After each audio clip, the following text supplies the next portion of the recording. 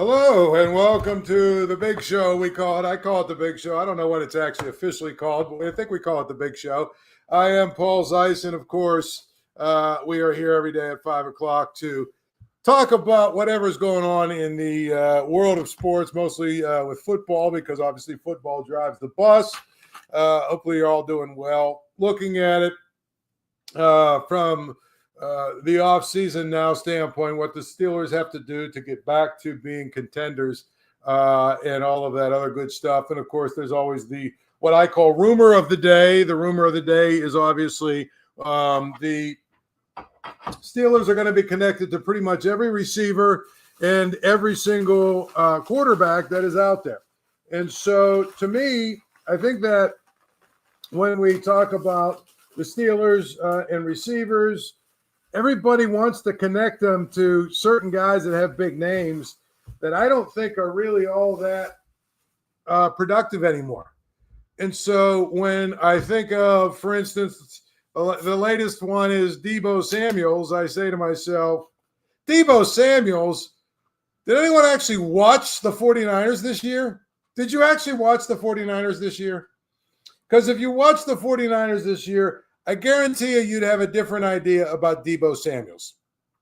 I guarantee you'd have a different idea about who it is that you are going to want to have with the Steelers, just from the standpoint of I think that Deebo Samuel looked to me like a guy who was overweight, like a guy who was not just overweight, but out of shape, a guy who can't run anymore, a guy who is just sort of a very, very average kind of player now. I mean, he's not a guy that really was a difference maker. He's not a guy that I think that if you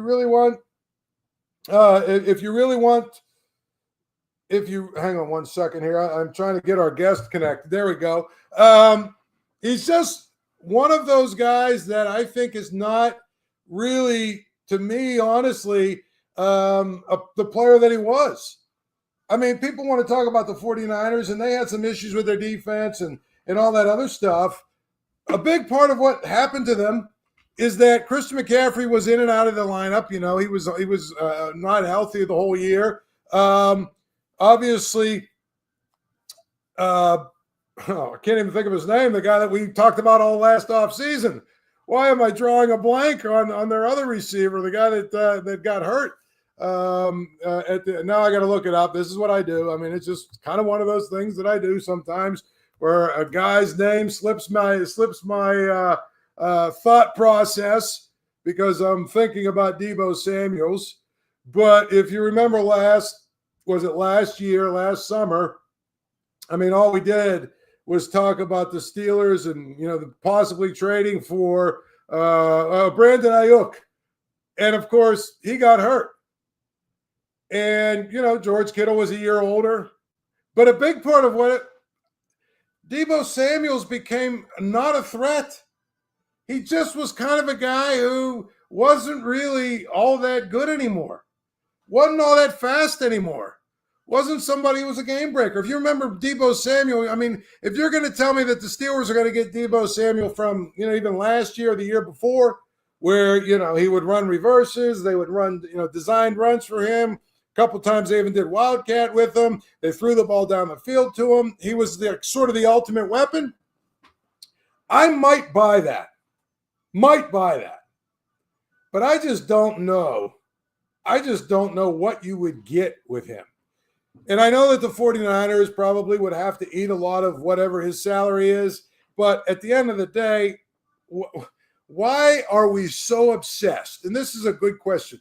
Why are we so obsessed with these guys, that I think are done or don't have a whole lot left? Deebo Samuel, I don't think he's got a ton left. Maybe he does. Maybe I'm wrong. But from what I saw this year, I just don't think he's got much left. Same thing with Cooper Kupp. We talked about him last week. To me, the Steelers, if you go out and you sign guys like Aaron Rodgers or, even a guy like Matthew Stafford, you sign a guy like Deebo Samuel, you sign a guy like Cooper Kupp, You're literally trying to hit lightning in a bottle for one more year to try and get to a point where you have, I don't know, 9 or 10 wins, and then you can tell everybody you're close again. But you're not really close. And I don't think that that's, really in many ways, to me, what the Steelers should be trying to do. Maybe you can make a case that Deebo Samuel makes them better. I just don't see that.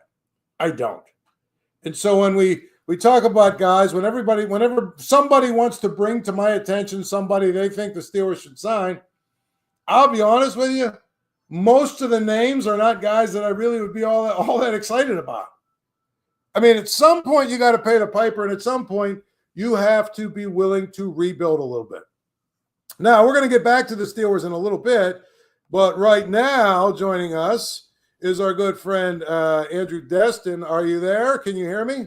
Yep, got you, Paul. How we doing today, man? I'm doing really well. And, of course, we have you on because today, did pitchers and catchers report today, or is it tomorrow? Officially tomorrow. So Pretty much everybody's in town by now, including us reporter folks. But, yeah, pitchers and catchers officially reporting tomorrow at the complex. And so, as that's happening, we are launching a new Pirates YouTube channel, correct? Is that the right way to classify what you and Noah Howes are doing? It's going to be your own channel of all Pirates stuff. And so if you're a Pirates fan, Andrew here will tell you how to find them. Yeah, absolutely. You can go on YouTube. It's PG Pirates is the official account name for it. You can find it through our usual Post-Gazette Sports Now channel on YouTube. But yeah, I mean, that's a place where we're going to supplement some of our content for all of you who read all of our written work. This will just be an extension of that for things like mailbags, chats, things of that nature, but also a space for us to, expand on some topics that maybe we might not get to on a week-to-week basis when it comes to the written components. So it's something that I know, speaking for myself and Noah, we're both really excited about it. And again, that's PG Pirates on YouTube. Well, and I think the thing about it is you're going to do an hour or something, or 2 hours or something tonight at 7 o'clock, right? I mean, you guys are starting at 7 o'clock, but it's not like you're going to do a show every night at 7 o'clock. You're going to do more reactionary stuff or whatever. You're going to be throughout the day adding content based on whatever's going on, correct? Yeah, absolutely. Tonight's going to be our big kickoff. We'll have all sorts of guests joining us, but for the most part, yeah, we'll have some weekly podcasts, kind of those longer form ones, post-series recap videos on a regular basis once the season gets going. So, yeah, it's going to be all sorts of video content that we're going to have for you guys, and it all starts in less than 2 hours, really, for us on the YouTube channel. So we're certainly excited about it. That's right. Well, the good news is that means that you and Noah can still occasionally jump on the big show here with me, right, and break down the Pirates a little bit. Yeah, exactly. Can't leave Paul hanging. We got to keep talking with Mr. Zeise. Come on. Well, again, so you on Pirates YouTube channel, obviously you can catch all of Andrew and Noah's stuff. They'll be doing podcasts throughout the week. They'll be jumping on. I'm assuming if there's some, big move that's made or something happens or somebody gets hurt or whatever, you guys can jump on and react and talk about it, right? And talk about the big picture, the small picture, and all the other things that go, with whatever's going on at the time, correct? Yeah, absolutely. It'll just be an easier way for us to react to some news, especially stuff that we're able to break at the Post-Gazette. It'll just be an easy way for us to kind of go about business that way. And yeah, it's something that we're certainly, gung-ho about. I think it's going to be a good opportunity for us, an easier way for us to reach a lot more audiences. Certainly those who subscribe to the Post-Gazette, this is going to be an extension of that. But to those of you who maybe aren't part of the written package, don't subscribe to the physical newspaper, well, here's a way that you can hear from myself and Noah, as well as various guests that we'll have throughout the year, whether that's Pirates personnel, people affiliated with the Pirates, fellow beat writers, things of that nature. So we can't wait for it to get going. Yeah, I mean, I think it's going to be a good thing, and it'll be a good start for you guys. I think, obviously, tonight. Pitchers and catchers report tomorrow. Why don't you give us just a little sense of what maybe the first week of spring training actually looks like? Yeah, certainly. For the start here, I mean, it's going to be every player imaginable under the sun, right? So you're going to have 65, 70 Pirates folks who are going to show up here. First, they'll be the pitchers and catchers, position players for the most part, are either already here or they're close behind. They'll be in town within the next couple of days, and it'll just be a great opportunity for us as beat reporters to catch up with people and, hey, see what Henry Davis was up to this offseason. What was going on in Paul Skenes' life since we last caught up with him at Pirates Fest back in January. So it's a great opportunity for us to interact with the players in that sense. It'll also be them slowly building up that ramp up. Now, 2025 baseball versus 1975, spring training has taken on a lot different of a form. It's no longer, hey, guys coming to camp 20 pounds overweight, and this is an opportunity for them to get in shape for the regular season, especially for some of these big position battles, which I'm sure we can get into. But the way it is now, these guys are coming into camp pretty much ready to go. Pitchers, they're building their arms up a little bit, but position players, that phrase, the best shape of my life, you'll see that one get thrown around a lot. It's a lot of that kind of jargon, but for the most part, especially early on, pitchers and catchers will be a big topic for us. Do you think when is like the first games? Like when will they start actually playing some spring training games? Roughly 2 weeks, I believe. I forget exactly which date in February is, but it might be February 26th, 27th, something like that. I'll have to pull it up here. But there's a solid 2 weeks of squad workouts, the start of them. It's really more so going to be on the pitcher side with catchers, building up that kind of rapport. It's February 22nd is the spring training opener. So that'll be against the Orioles in 11 days. So a week and a half, 2 weeks, basically, to slowly build up to those games. I've often theorized that watching football practice is the most boring thing a person can do.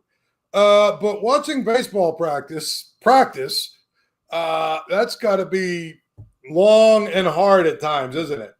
It varies for me because I personally, when I was a kid, if you asked me, gun to my head, what do you enjoy more, practice or games? For baseball, I loved baseball practice. That to me was where I felt like I was able to control and got a good workout in and got better versus, hey, a game you have to wait, an hour before you might hit again. So, but for me, I really think that, there's a lot to learn from the practices. It's certainly a lot more difficult versus games. But if you can pick up on the little nuances, what are catchers working on? What are pitchers working on? How are infielders working on their transitions, trying to roll a double play, cutoff men, those kind of drills. So it's certainly more nuanced than watching a game itself. But I look at it as this is a great opportunity to learn about a few key position battles for me. I mean, right field is certainly one with Tommy Pham coming in. How do things shake up in the infield where there's all sorts of guys in the mix there and all sorts of jobs to be won?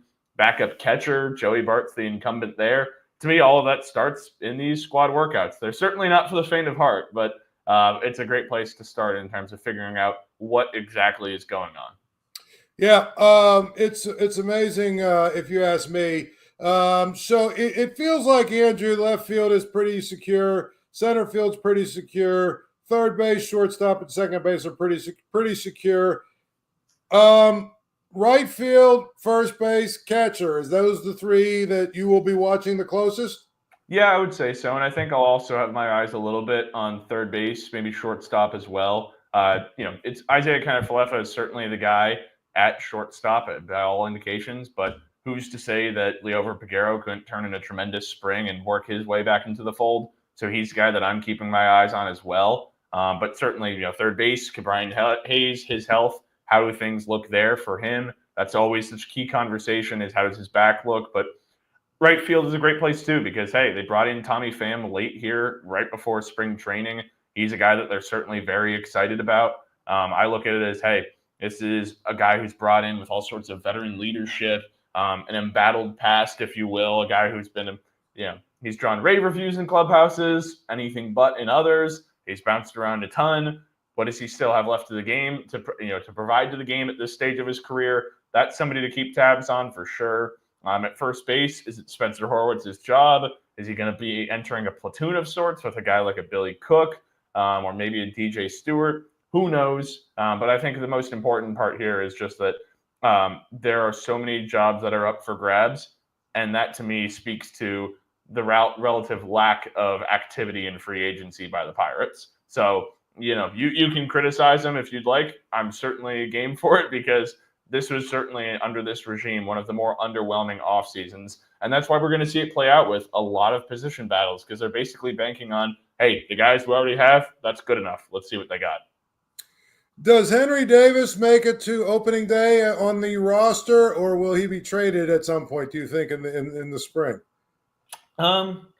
I wouldn't say that I'm anticipating him to be traded. I have been an advocate that he might be a guy who would benefit from a change of scenery the way that Joey Bart did, where Joey Bart went from San Francisco to Pittsburgh and really found his stride. Maybe Henry Davis is that kind of a guy. But when it comes down to him making the team out of camp, I think it's going to be an uphill battle. I think, and this is no disrespect to Henry Davis, but I think it's going to be based on some factors that are out of his control. How does Endy Rodriguez's right elbow hold up? If Endy Rodriguez is good to go after missing basically all of last year with Tommy John surgery, it's going to be hard to keep Endy off the roster considering what he proved in 2023 as a rookie, his pedigree as a prospect. He hasn't gotten nearly as much time at the major league level. Maybe the Pirates would want him to start the year in AAA because he missed a bunch of time last year. But I think that's a key component there, is that as much as Henry Davis can prove, that has to come in conjunction with Endy Rodriguez maybe falling short of expectations or not quite being physically ready. So it's not as straightforward as, hey, Henry Davis, if you hit 500 and you hit 4 home runs in spring and you handle the pitching staff well, you make the team. I don't know if it's that straightforward. I think there's a lot of factors at play here.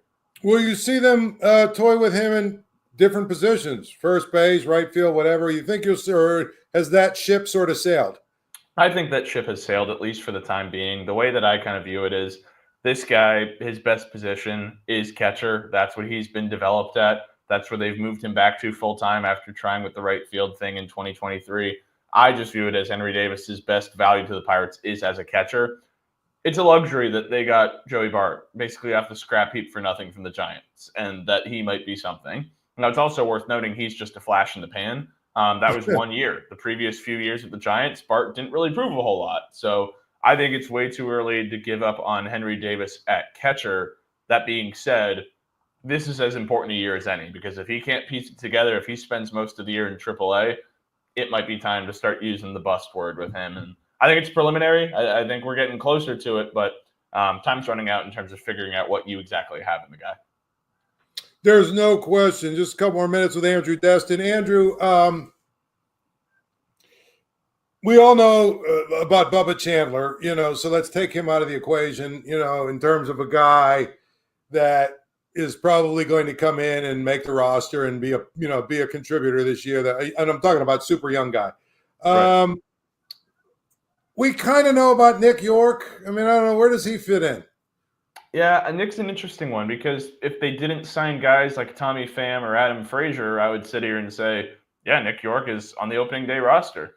As it's constructed right now, I don't see an easy path for him to be making the team out of camp. I think it's going to be an uphill battle. I think it's going to be, dependent on the health of other guys as well as his own individual health, performances of other guys.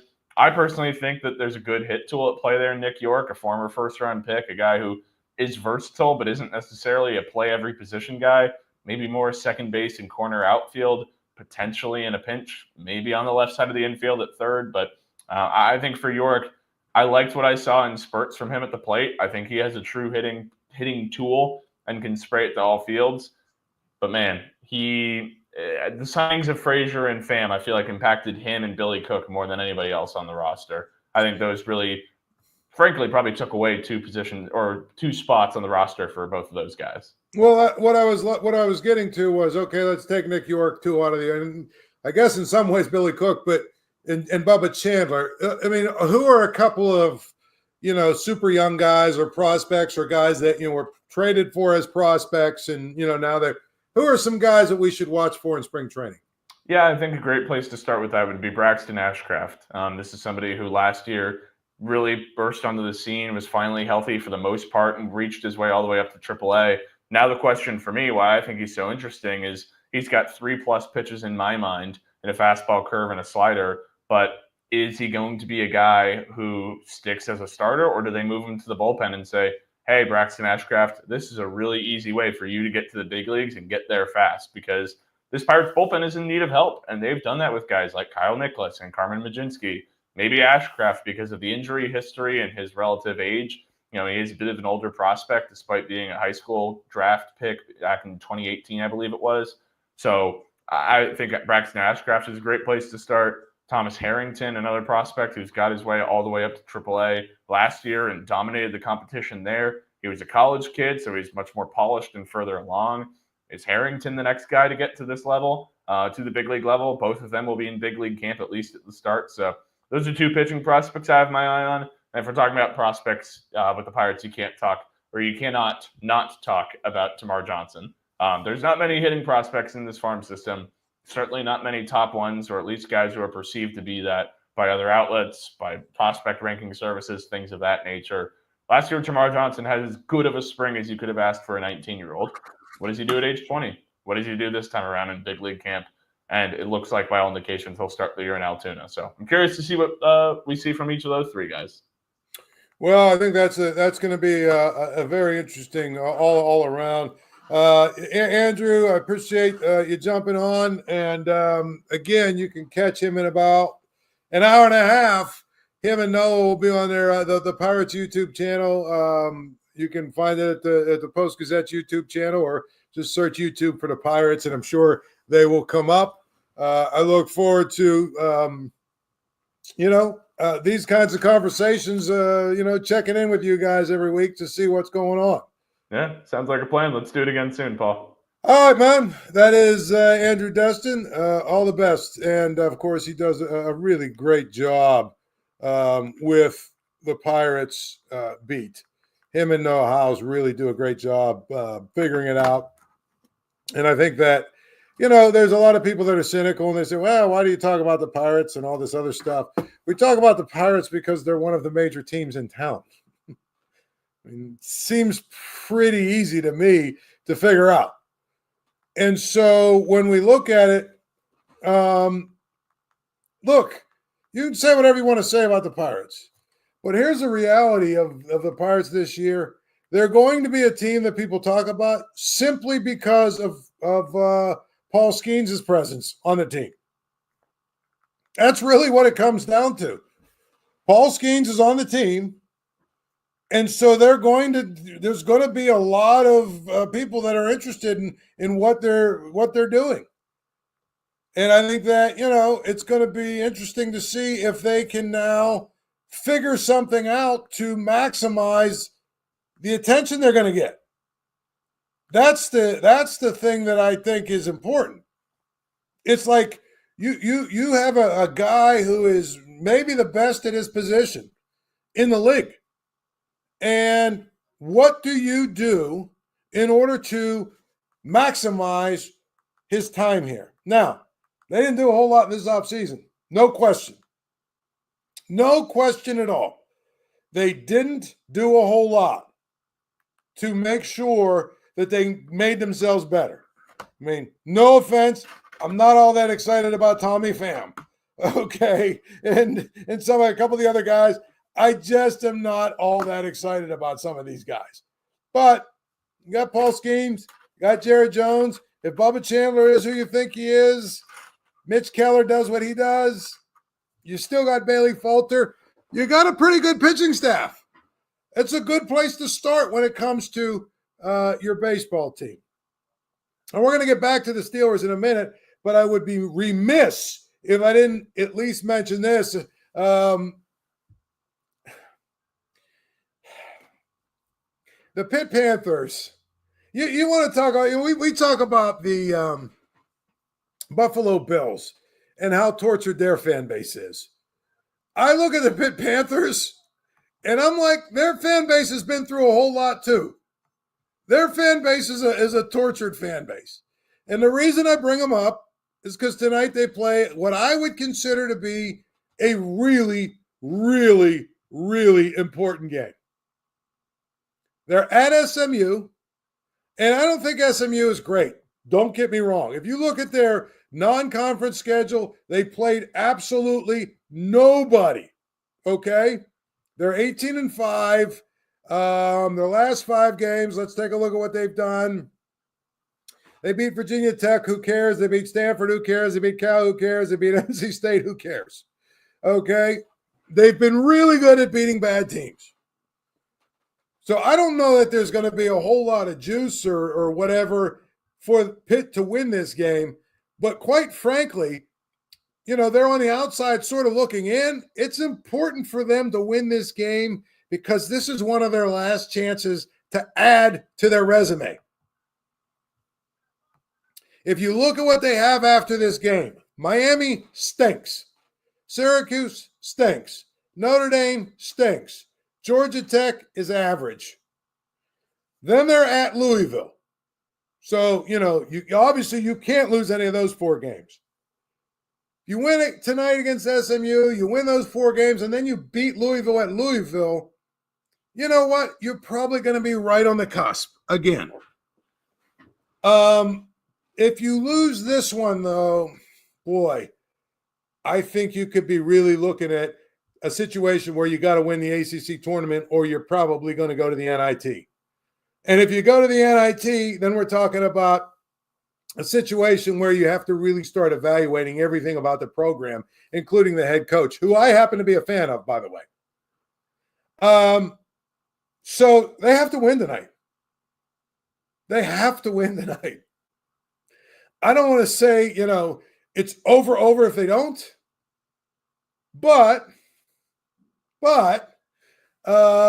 if they don't win tonight, they're going to have a really difficult time finding enough places where they can get back into the picture because they just don't play anybody that's any good.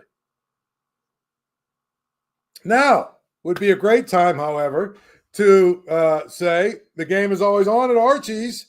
Get down to Archie's on Carson Street, Archie's, home of 80-cent wings Monday through Thursday, home of the Paul Zeise grilled cheese sandwich, home of games all the time. And, of course, tonight, here is something that he is offering. If Guillermo Diaz-Graham scores 12 points or more in tonight's game, all wings are free. All of your orders of wings are free. If you go to Archie's tonight to watch the Pitt game, and Guillermo Diaz-Graham, that's number 25, in case you're not there, there's twins, right? Number 25 is the one. If Guillermo Diaz-Graham scores 12 points or more, all your wings are free at Archie's tonight. So if you're looking to go out and you're looking to get into the game and see a game and have some drinks and eat or whatever, get down to Archie's on Carson Street. Tell Archie I sent you. And remember, the special tonight is very simple. If Guillermo Diaz-Graham scores 12 points or more, all your wings are free. Anyway, let's get back to the Steelers. Now, there's one thing we were talking a little about Deebo Samuels. And again, I when I look at Deebo Samuels this year, I see a guy who's not good enough. Like, he's not going to help the Steelers get better. They're not going to be a better team because of Deebo Samuels. I just think he's a guy who might be done. But watching the 49ers last year, Deebo Samuels was fat and slow. I shouldn't say fat, but he looked overweight and slow to me. Just don't think he's that good. I just don't. But one thing that's interesting to me, did you see this? So, what I call the offseason of warring sources. One outlet says their sources say something, then another outlet says, oh, no, that's not the case, blah, blah, blah, blah, blah, right? All this other stuff. Well, wait a minute. Usually, and I mean this in all sincerity, usually these guys that are giving you my sources say this, if you really, really listen to what they're saying and what they're talking about, I'll be honest with you, I think that most of the time they're just sort of using semantical arguments. But this latest thing about Russell Wilson and Justin Fields, the latest spin is, well, the Steelers have always wanted, Justin Fields. The Steelers, all of the people in the building want Justin Fields. Russell Wilson is a guy that was considered aloof and not a great teammate and, wanted to change the plays and didn't get along with the staff and all this other stuff. This is now what the talking points are. But I went back today just for this, and I looked at all the stuff that was written when Russell Wilson took over, 6 games into the season.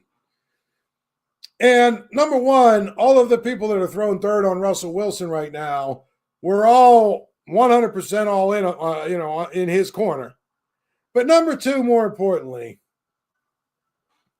Mike Tomlin himself was asked, well, you made a bold move here. Guy was 4-2 and you went to Russell Wilson. That's a bold move. And he was bragging about it and basically said, that's why I'm very highly compensated, because I make moves like that. You can't change it. You can't revise history. I think it's very clear. The narrative is very clear. They're moving towards Justin Fields and away from Russell Wilson. So now all the spin is, Justin Fields was this and Russell Wilson was that. And we don't want that anymore. Well, you can't revise history that way. You can't have the head coach talking about how, we got an elite quarterback here. I make bold moves and I put him in because I'm smarter than you guys. Well, if you're smarter than us and you're the guy that's running the show, why hasn't Russell Wilson been signed already? So I think that it's revisionist history that we're going through right now. And that's what happens in the offseason. As somebody who's been in the media business for 30 years now, I'm going to tell you that's what happens in the offseason. You get bored. So now you got to make up storylines and narratives and talk about all kinds of other stuff. And guess what? At some point, it just isn't that good anymore. It never is. And it becomes a thing of where now my sources, I've got to prove that my sources know more than this guy's sources. Most of what I've read is not all that contradictory. I just kind of go with what I know. And what's very clear to me, and that is the Steelers are probably going to re-sign Justin Fields, not re-sign Russell Wilson. They're probably going to re-sign Najee Harris, and that's what they're going to do. Here's the other thing I'm going to tell you. I keep reading a lot of people saying the Steelers have to spend, first-round pick on the wide receiver and all that. I would be shocked if they did that because that's usually not what they do. There are two positions that this team needs to draft real high to make sure they get a super, a potential stud. Corner and defensive line. Those are the two positions they need to, if they're going to move up or if they're going to try and do something in the first round, corner and defensive line. They need to go out and get a stud, sort of like the Eagles have with Jalen Carter and a couple of those other guys, right? Where they can control the game, because that's part of the problem with their defense. Their defense is what I would call back heavy, pretty good at inside linebacker. I'm not sure they're great in the secondary, but good enough. But on the defensive line, they've got too many pedestrian guys there that are just sort of guys. And if you can't control the line of scrimmage, you can't control the game. I mean, whatever you want to say about the Super Bowl, and I know there are people that are acting like somehow it was a referendum on Jalen Hurts. Look, the Super Bowl is the easiest game in the world to diagnose.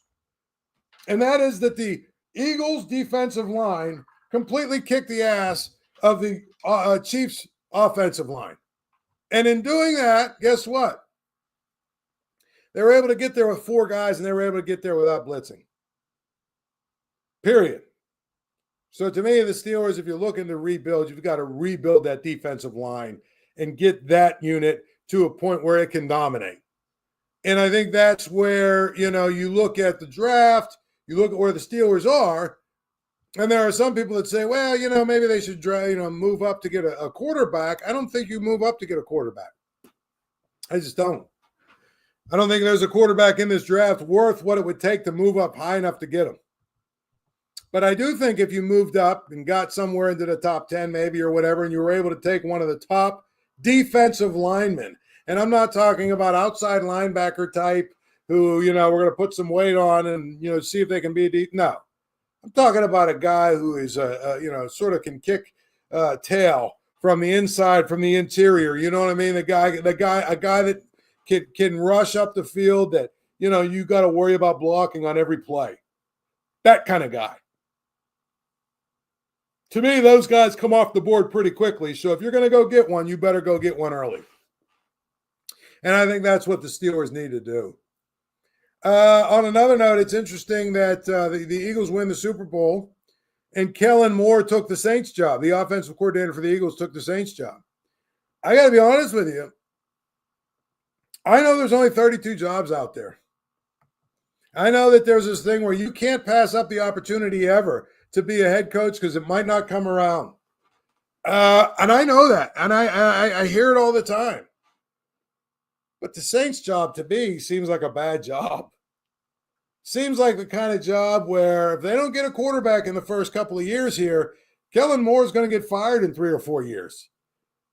And I think that honestly, if I'm Kellen Moore, I probably would have parlayed the Super Bowl and the fact that I had a job offer into more money from the Eagles and waited till next cycle, next year, to see if I could get a job.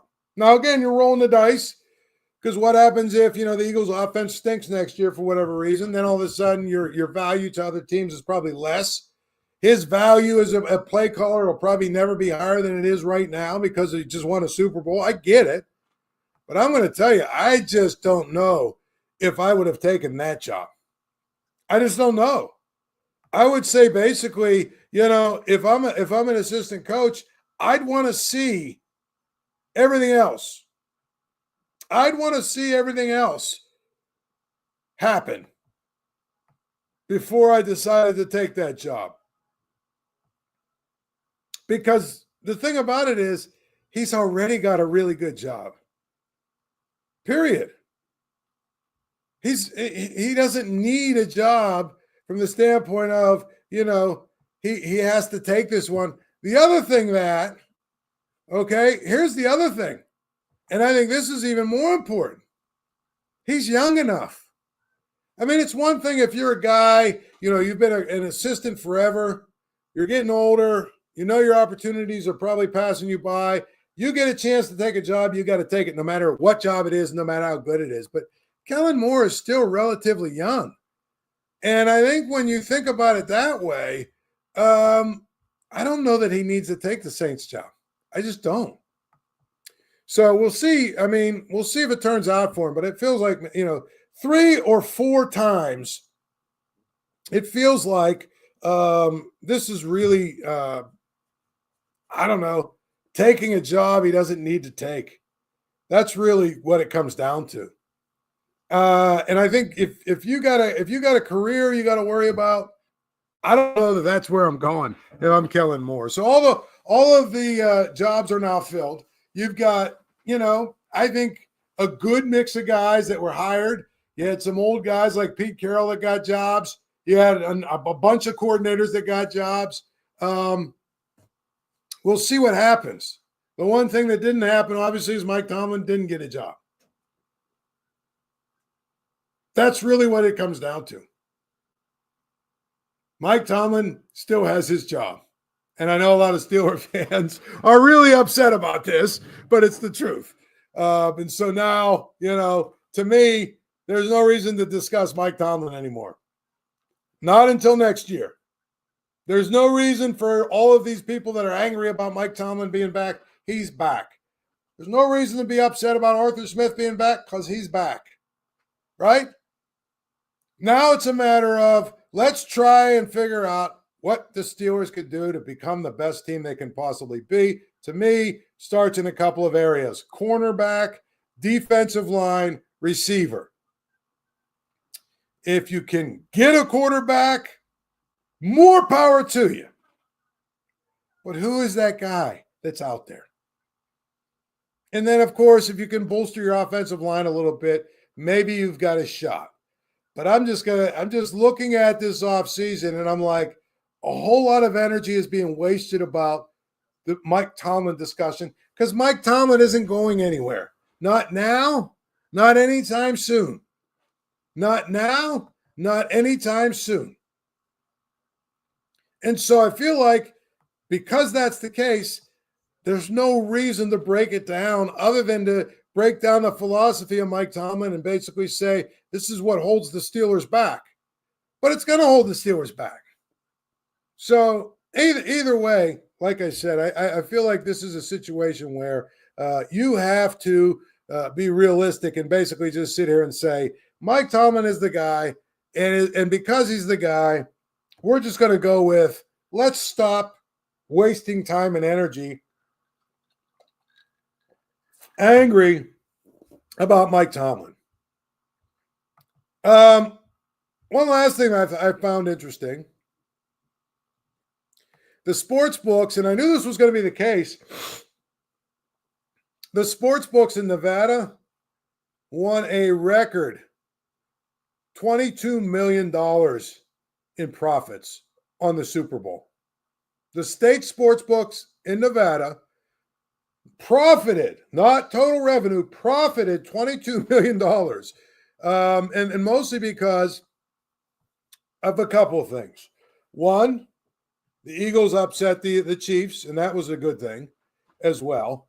Two, the game went over, and a lot of guys thought it was going to be an under because both defenses are really good. And then the other part of it was the same game parlays and the prop bets. Saquon Barkley not getting to 100 yards. It was like 110, I think was his number. Saquon Barkley not scoring a touchdown, and Travis Kelce scoring a touchdown. Those three things, along with the Eagles upset and the game going over, basically led to a boom for Nevada and the sports books. The Barkley thing is the one I think that probably frustrated the most people.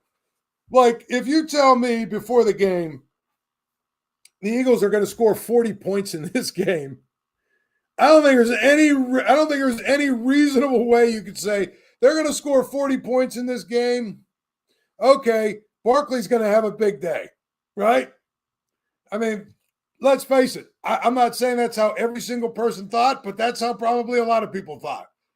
If the Eagles, for them to win, Barkley has to have a big day. So you can't do the hindsight thing where you say, "Oh well, hindsight. If I could do," you can't do that. But looking at it objectively, from the way that you basically would have looked at it before the game, I think everybody thought, "Boy, Saquon Barkley will have a big game, and if he does, the Eagles have a chance to win." I don't think anybody thought he wouldn't get 100. He didn't even get 60 yards, and he didn't score a touchdown.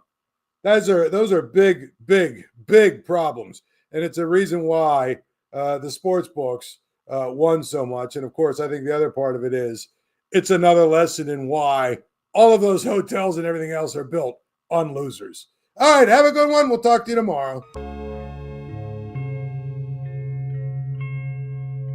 Thank you for checking out this content from Post-Gazette Sports. If you watch this video on YouTube, please like the video and subscribe to our channel. For all of the sports coverage the Post-Gazette has to offer, visit post-gazette.com.